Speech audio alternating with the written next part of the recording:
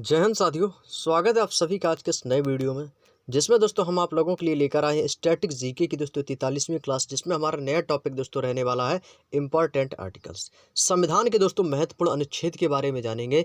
इस टॉपिक में आपके जितने भी दोस्तों महत्वपूर्ण अनुच्छेद हैं, सिर्फ हम उन्हीं के बारे में चर्चा करेंगे कि कौन सा आर्टिकल किससे संबंधित है।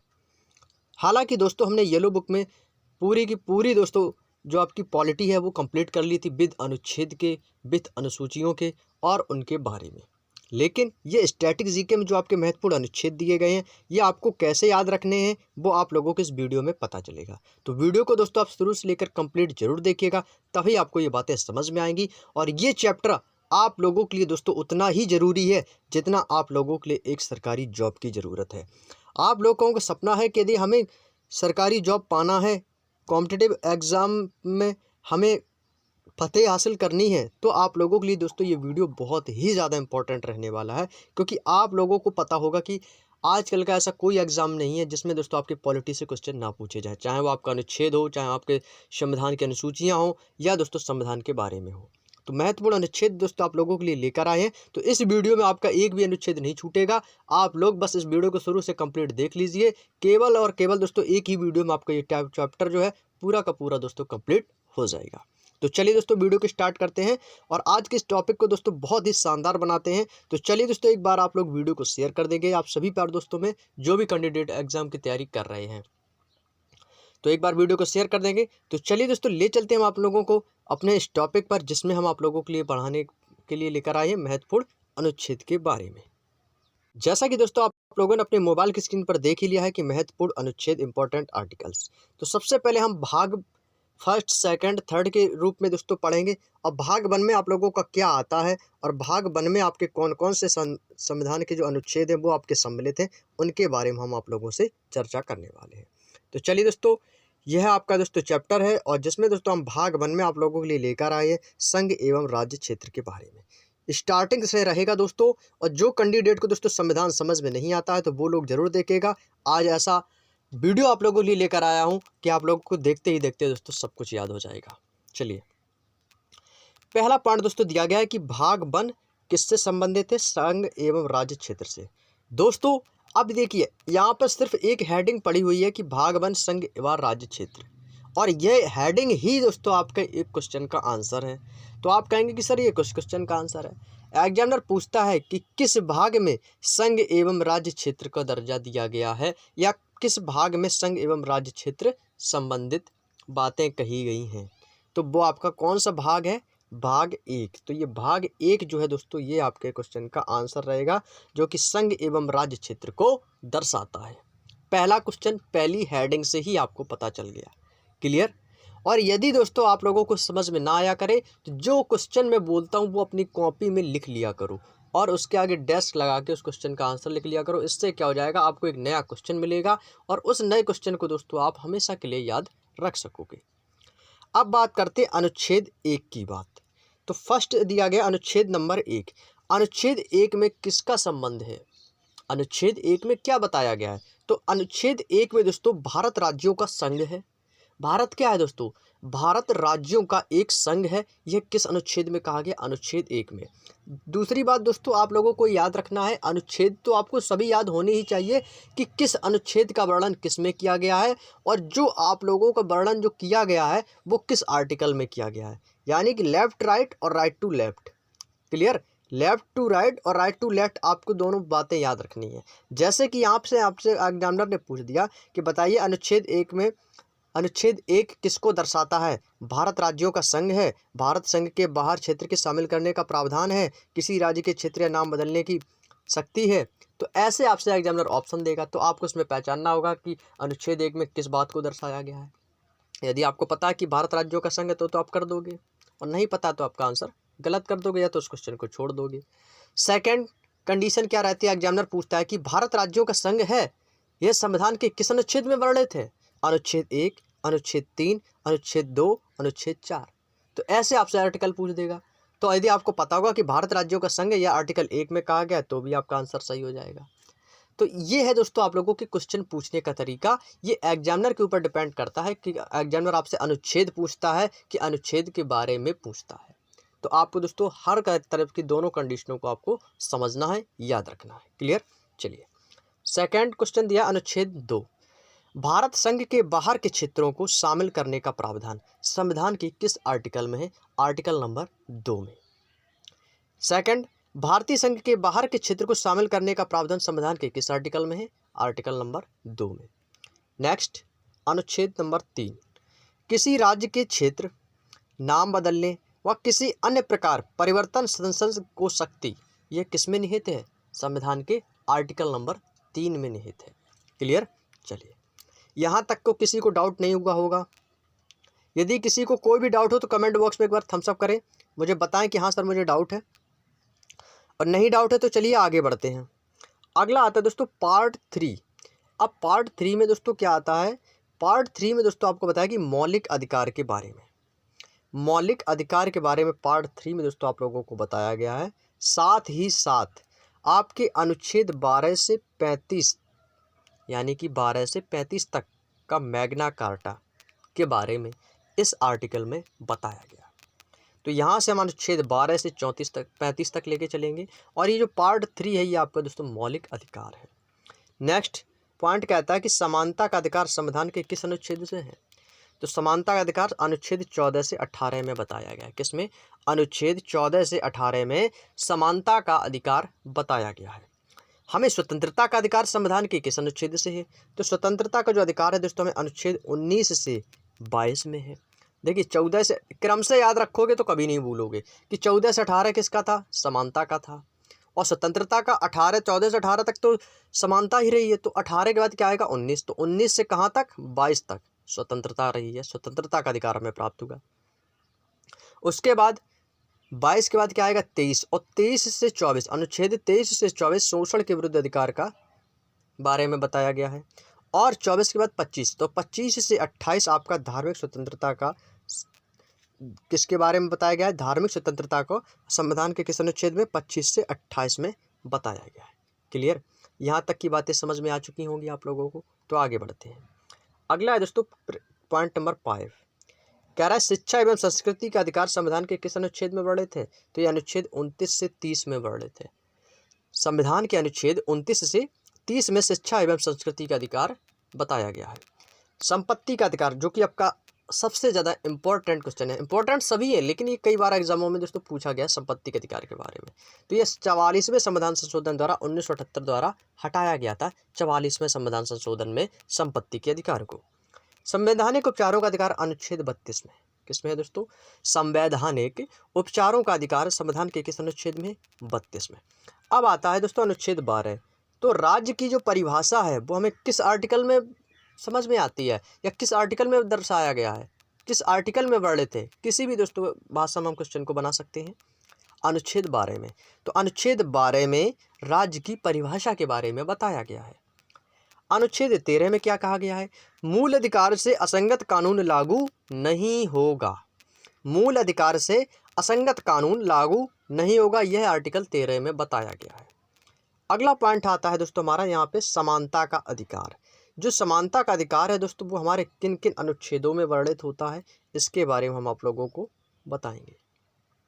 देखिए अनुच्छेद दिया गया, अनुच्छेद 13 तक कंप्लीट हुआ है सभी को। चलिए अनुच्छेद 14। अनुच्छेद 14 में दोस्तों कानून के समक्ष समानता के बारे में बताया गया। किसमें? कानून के समक्ष समानता के बारे में अनुच्छेद 14 में बताया गया है।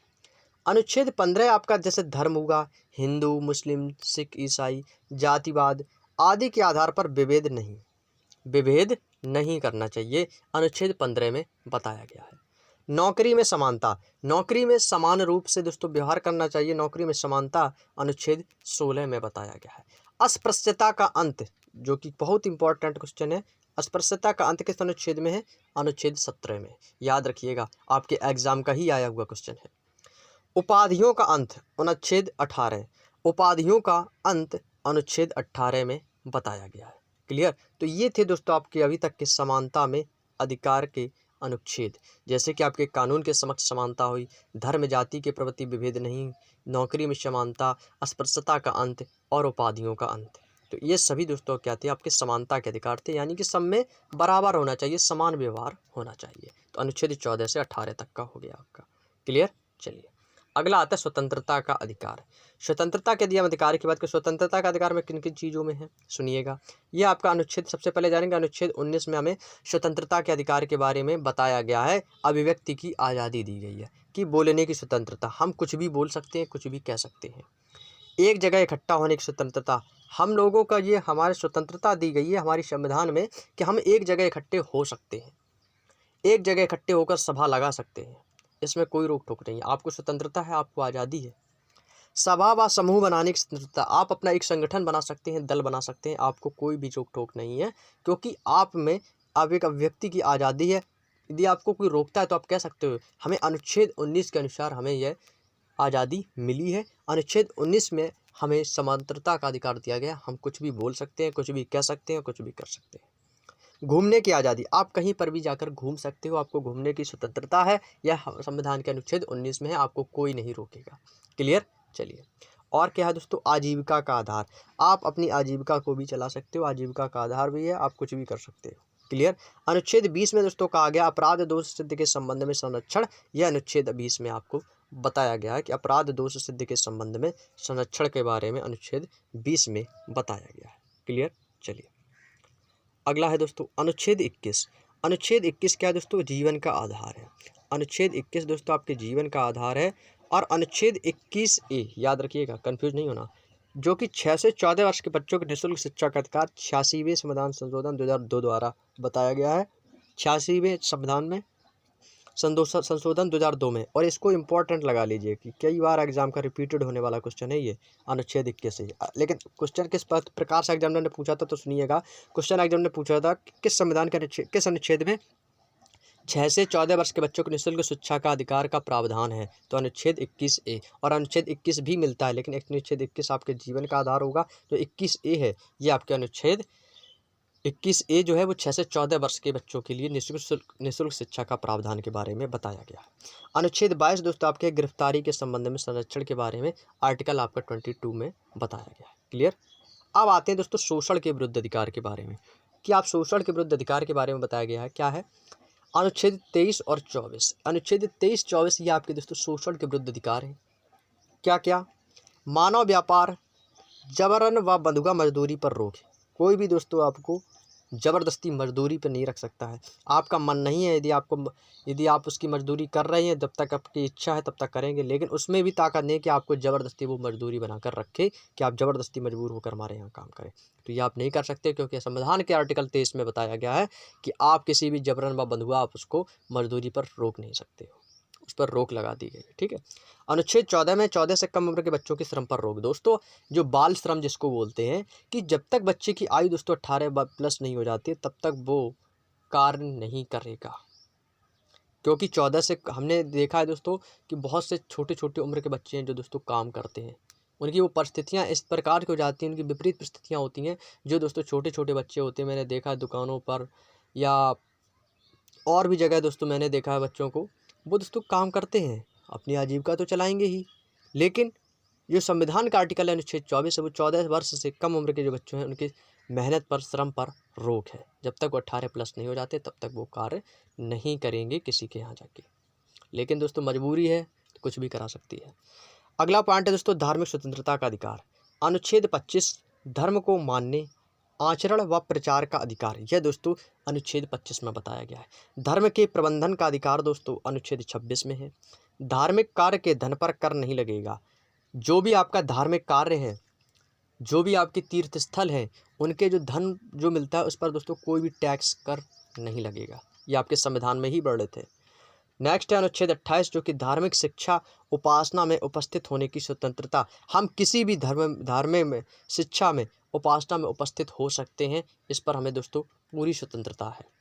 अगला आता है दोस्तों संस्कृति व शैक्षणिक अधिकार के बारे में, जिसमें बताया गया है अनुच्छेद 29। अनुच्छेद 29 अल्पसंख्यक के हितों का संरक्षण के बारे में बताया गया है। अनुच्छेद 30 में आपका शैक्षणिक संस्थान खोलने का अधिकार। दोस्तों आप शिक्षा का संस्थान खोल सकते हैं, आपको पूरी छूट है, पूर्ण रूप से स्वतंत्रता है। आप कोई भी दोस्तों कोचिंग सेंटर हुआ, आप कोई भी विद्यालय हुआ, कोई भी ट्यूशन क्लासेस, आप कुछ भी खोल सकते हो, बस आप शिक्षा के संस्थान कोई भी खोल सकते हो, ये आपके पूरी स्वतंत्रता है। अनुच्छेद 32 में मूल अधिकारों के संरक्षण के लिए सुप्रीम कोर्ट द्वारा रिट जारी संवैधानिक उपचारों के अधिकार, ये भी आपके अनुच्छेद 32 में पढ़ लेते हैं। अगला आता है दोस्तों राज्य के नीति निर्देशक तत्व। राज्य के नीति निर्देशक तत्व में दोस्तों अनुच्छेद 40 में ग्राम पंचायतों का संगठन, अनुच्छेद 44 में दोस्तों बताया गया समान नागरिक संहिता के बारे में, अनुच्छेद 45 बच्चों के लिए अनिवार्य शिक्षा, बच्चों के लिए दोस्तों पूर्ण रूप से अनिवार्य शिक्षा, बच्चा जो भी पढ़ना चाहे पढ़ सकता है, ये आपका पूरी स्वतंत्रता है अनुच्छेद 45 के अनुसार राज्य के नीति निर्देशक तत्व में। अगला है अनुच्छेद 48 से पर्यावरण का संरक्षण। और पर्यावरण दिवस कब मनाया जाता है आप सभी को पता होगा, 5 जून को दोस्तों पर्यावरण दिवस मनाया जाता है। क्लियर।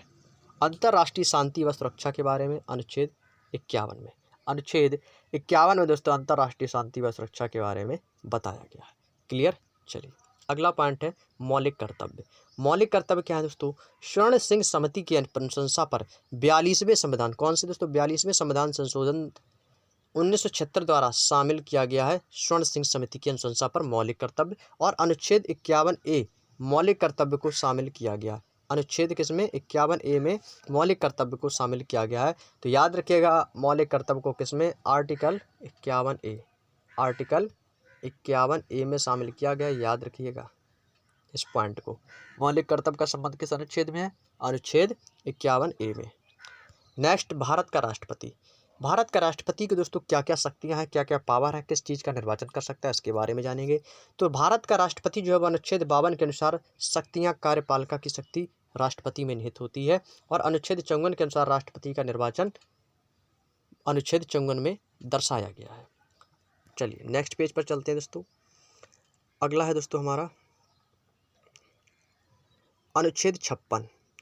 अनुच्छेद 56 में क्या बताया है दोस्तों, अनुच्छेद 56 में बताया गया कि राष्ट्रपति अपने पद पर कितने समय तक रह सकता है, उसकी पदावधि के बारे में बताया गया, अवधि यानी कि समय। तो अनुच्छेद 56 में दोस्तों राष्ट्रपति की जो पदावधि होती है कितनी होती है, 5 वर्ष के लिए, उसके बारे में आपको बताया गया है कि 5 वर्ष तक भारत का राष्ट्रपति अपने पद पर आसीन रह सकता है। राष्ट्रपति की शपथ, राष्ट्रपति की शपथ के बारे में अनुच्छेद 60 में दर्शाया गया कि राष्ट्रपति जो भी होगा वो शपथ ग्रहण करेगा। राष्ट्रपति पर महाभियोग लग सकता है, अनुच्छेद 21 में दोस्तों कहा गया है कि राष्ट्रपति पर महाभियोग लगाया जा सकता है। क्षमादान की शक्ति, क्षमादान की शक्ति किस में निहित होती है, राष्ट्रपति में होती है। किस अनुच्छेद के अनुसार, अनुच्छेद 72 के अनुसार राष्ट्रपति में क्षमादान की शक्ति होती है कि कोई भी यदि व्यक्ति को यदि फांसी की सज़ा मिल रही है तो वो उस फांसी की सज़ा को कौन रोक सकता है, ये पावर दोस्तों सिर्फ और सिर्फ भारत की प्रेसिडेंट राष्ट्रपति में होती है। यदि वो चाहेगा उसे फांसी मिलेगी, और यदि वो नहीं चाहता कि फांसी नहीं मिलेगी तो उसे फांसी नहीं मिलेगी, क्योंकि उसके अंदर क्षमादान की शक्ति अनुच्छेद 72 के अनुसार उसके पावर है। अगला है दोस्तों अनुच्छेद 85, लोकसभा का सत्र सत्रावसान व विघटन के बारे में अनुच्छेद 25 में बताया गया है। राष्ट्रपति द्वारा अध्यादेश जारी करना, यह अनुच्छेद 123 में आपको बताया गया है। क्लियर। चलिए मुझे लगता है दोस्तों आप लोगों को दोस्तों यहाँ तक की बातें समझ में आ चुकी होंगी, और आप लोगों को दोस्तों हमारे द्वारा कही गई एक एक बात, एक एक लाइन दोस्तों अच्छे से समझ में आ रही होगी। यदि दोस्तों आपको हमारी वीडियो पसंद आ रही हो, बातें समझ में आ रही हो, तो प्लीज़ दोस्तों वीडियो को लाइक ज़रूर कर दीजिएगा, शेयर कर दीजिएगा जिन लोगों ने अभी तक वीडियो को शेयर नहीं किया है। और जो कैंडिडेट हमारे इस चैनल पर आए हैं, पहली बार चैनल को देख रहे हैं, पहली बार बजट की हो, पहली बार वीडियो को देख रहे हो, तो आप दोस्तों चैनल को सब्सक्राइब जरूर कर लेना, साथ में बेल आइकन को प्रेस कर लेना, जैसे कि जब भी कोई भी न्यू वीडियो का नोटिफिकेशन आए तो वो आपको सही समय पर मिल सके। और जो भी कैंडिडेट दोस्तों हमारे नए हैं तो वो एक बार प्लेलिस्ट को जरूर चेक कर लीजिएगा, हो सकता है कि आपके आने वाली प्रतियोगी परीक्षाओं के लिए कुछ उसमें महत्वपूर्ण वीडियोज़ आप लोगों को जरूर मिलेगी, तो एक बार प्लेलिस्ट को चेक करना आप लोग ना भूलें। अगला आता है दोस्तों उपराष्ट्रपति। जैसे कि एक आपका राष्ट्रपति होता है, ठीक वैसे ही राष्ट्रपति के नीचे एक आपका उपराष्ट्रपति भी होता है। उपराष्ट्रपति का पद संविधान के किस अनुच्छेद में बताया गया है कि एक उपराष्ट्रपति भी होगा, भारत का एक उपराष्ट्रपति भी होगा, संविधान के किस अनुच्छेद में वर्णित है, अनुच्छेद 63 में, याद रखिएगा।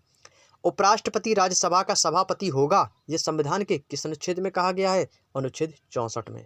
और उपराष्ट्रपति की पदावधि अनुच्छेद 67 में बताई गई है। तो ये 3 पॉइंट दोस्तों आपको याद रखने हैं, बहुत इंपॉर्टेंट है दोस्तों ये तीनों पॉइंट। कौन कौन से, उपराष्ट्रपति का पद होगा संविधान के अनुच्छेद 63 में, उपराष्ट्रपति राज्यसभा का सभापति होगा अनुच्छेद 64 में, और पदावधि अनुच्छेद 67 में। क्लियर। चलिए अगला आता है दोस्तों केंद्रीय मंत्रिपरिषद।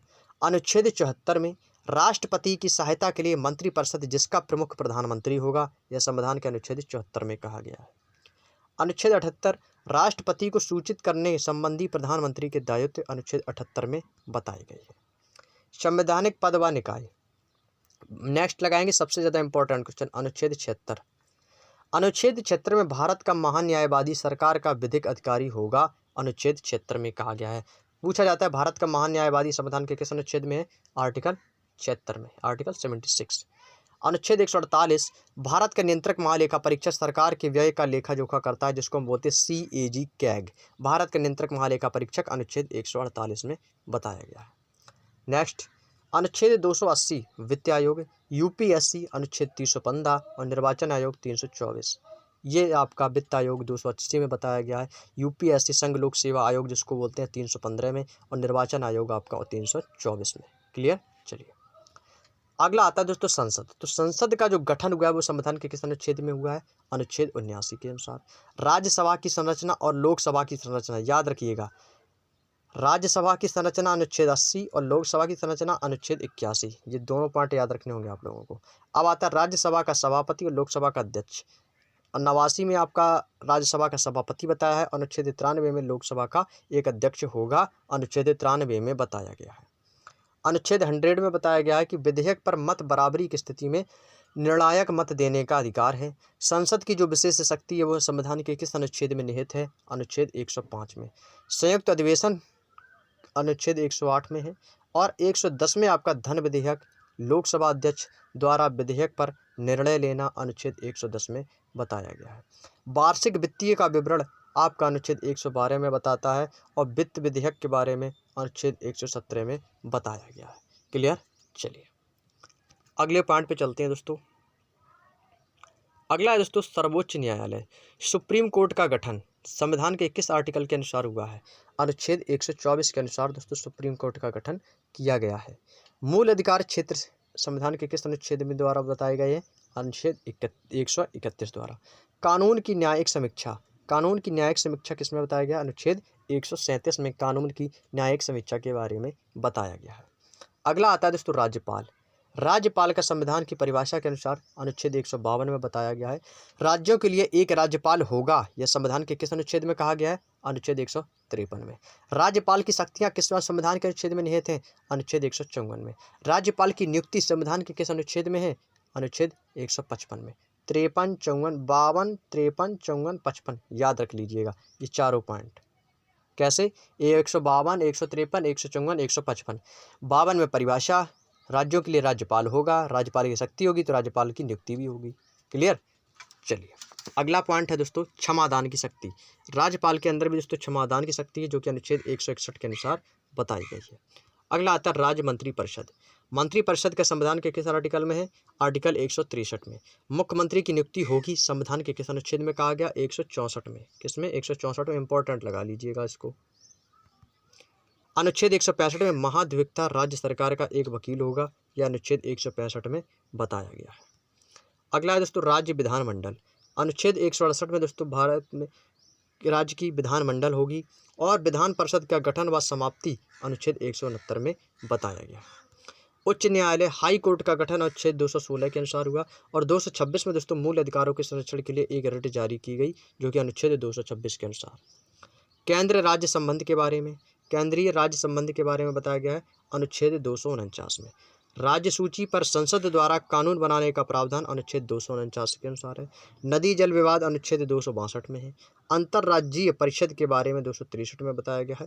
संचित निधि 266 है, और आपातकालीन निधि आपके अनुच्छेद 267 में बताई गई है। ये सभी आर्टिकल के बारे में आप लोगों से मैंने चर्चा की है। तो वीडियो अच्छा लगे तो लाइक जरूर कीजिएगा। अगला पॉइंट है दोस्तों लोकसभा व राज्यसभा में आरक्षण के बारे में, कि किस सभा में और किस राज्यसभा या लोकसभा में किसको आरक्षण है, किस अनुच्छेद में बताया गया है। दोस्तों लोकसभा द्वारा SC और ST आरक्षण का संविधान का प्रावधान है अनुच्छेद में 330 में बताया गया है। और राज्य विधानसभा में SC ST आरक्षण का प्रावधान अनुच्छेद 332 में है। सेवा व पद में SC ST आरक्षण अनुच्छेद 335 में है। SC आयोग और ST आयोग अनुच्छेद 338 और 338A में बताया गया है। पिछड़ा वर्ग आयोग 103वां संविधान संशोधन 2018 के अनुसार अनुच्छेद 338 बी में बताया गया है। भारत की राजभाषा व लिपि के बारे में अनुच्छेद 343 में बताया गया है। भारत की राजभाषा क्या है दोस्तों? भारत की कोई भी राष्ट्रभाषा नहीं है। हमारी जो भी हिंदी की क्लासेज जिन लोगों ने देखी होगी उन्हें पता होगा, भारत की राष्ट्रीय भाषा नहीं है। भारत की राजभाषा क्या है दोस्तों? हिंदी है। आप सभी को पता होगा हिंदी है। भारत की राजभाषा क्या है दोस्तों? हिंदी, जो कि अनुच्छेद 343 में बताया गया कि भारत की राजभाषा हिंदी है। अनुच्छेद 243 से ओ, यह आपका ग्राम पंचायत के बारे में बताया गया है। अगला है दोस्तों आपातकालीन प्रावधान, जो कि हमारा अंतिम पॉइंट रहेगा इस वीडियो का, और इसके बाद ये चैप्टर हो जाएगा दोस्तों आपका पूर्णतः फिनिश, और आपका यहाँ से अगले पॉइंट से नया चैप्टर स्टार्ट होगा। अगला पॉइंट है हमारा, नेक्स्ट पॉइंट है और लास्ट है आपातकालीन प्रावधान। अनुच्छेद 352 के द्वारा राष्ट्रीय आपातकाल के बारे में बताया गया है। और राष्ट्रपति शासन संवैधानिक तंत्र विफल होने पर है। यह संविधान के किस अनुच्छेद में बताया गया है? अनुच्छेद 356 में। वित्तीय आपातकाल का प्रावधान आर्टिकल किस में है? अनुच्छेद 360 में। संविधान संशोधन का प्रावधान किस में है? अनुच्छेद 368 में। लेकिन ये आपके संविधान संशोधन हुआ, वित्तीय आपातकाल हुआ, राष्ट्रपति शासन द्वारा संवैधानिक तंत्र विफल हो गया या राष्ट्रीय पर आपातकाल लग गया, ये सभी आपके आपातकालीन प्रावधान है अनुच्छेद 352 से 368 तक, 52, 56, 60, 68। क्लियर? तो ये थे दोस्तों आपके आज के महत्वपूर्ण संविधान के अनुच्छेद जो हमने आप लोगों से दोस्तों डिस्कस किए हैं। जितने भी दोस्तों आपके संविधान के अनुच्छेद थे जो मोस्टली आपके एग्जाम में पूछे जाते हैं, वो हमने आप लोगों से बेहद सरल और शानदार तरीके से और विस्तार में दोस्तों आप लोगों से डिस्कस किया है। उम्मीद है दोस्तों ये वीडियो आप लोगों को बेहद पसंद आया होगा, और वीडियो पसंद आया तो लाइक कीजिएगा, शेयर कीजिएगा जरूर। और अगला पॉइंट दोस्तों हमारा जो नया चैप्टर स्टार्ट होगा उसमें हम पढ़ेंगे प्रमुख उद्योग, महारत्न, नवरत्न कंपनियां, जो कि यहाँ से मोस्टली एग्जाम में दोस्तों क्वेश्चन पूछे जाते हैं। फेमस इंडस्ट्रीज, नवरत्न महारत्न कंपनीज के बारे में पढ़ेंगे। बहुत ही शानदार टॉपिक है दोस्तों, और यह टॉपिक दोस्तों आपका एक ही क्लास में दोस्तों, एक ही वीडियो में दोस्तों ये भी टॉपिक आपका कंप्लीट हो जाएगा। तो इस टॉपिक की जो चर्चा करेंगे हम आप लोगों से नेक्स्ट क्लास में करेंगे। तो आज की जो क्लास कैसी लगी तो कमेंट बॉक्स में ज़रूर बताएं आप लोगों को क्लास कैसी लगी है। और वीडियो को आप लोग ना लाइक नहीं कर रहे हो, आपको लाइकों की संख्या दोस्तों बहुत कम हो गई है, तो एक बार वीडियो को लाइक ज़रूर कीजिएगा। और व्यूज़ की संख्या भी दोस्तों काफ़ी कम है, आप लोग वीडियो को शेयर नहीं कर रहे हो। वीडियो को शेयर कीजिएगा दोस्तों, अपने भाई का सपोर्ट कीजिए जो आप लोगों के लिए दिन रात मेहनत करने के लिए तैयार रहता है। तो प्लीज़ दोस्तों एक बार सपोर्ट कीजिएगा इस वीडियो चैनल को। तो चलिए दोस्तों हम आप लोगों के लिए मिलाएंगे दोस्तों नेक्स्ट वीडियो ऐसे ही शानदार टॉपिकों के साथ में। तो तब तक के लिए आप सभी प्यारे दोस्तों का बहुत बहुत धन्यवाद। जय हिंद, जय भारत, वंदे मातरम।